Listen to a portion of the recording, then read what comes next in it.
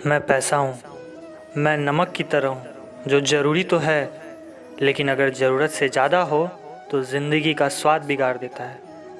मैं पैसा हूँ, मैं भगवान तो नहीं हूँ, लेकिन लोग मुझे भगवान से कम भी नहीं समझते।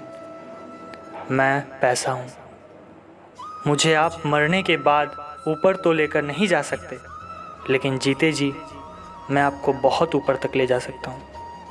मैं पैसा हूँ, मैं नई नई रिश्तेदारी बनाता हूँ, लेकिन सच्ची और आलसी रिश्तेदारी बिगाड़ भी देता हूँ। मैं पैसा हूँ, मैं कुछ भी नहीं हूँ, लेकिन मैं निर्धारित करता हूँ कि लोग आपको कितनी इज्जत देंगे।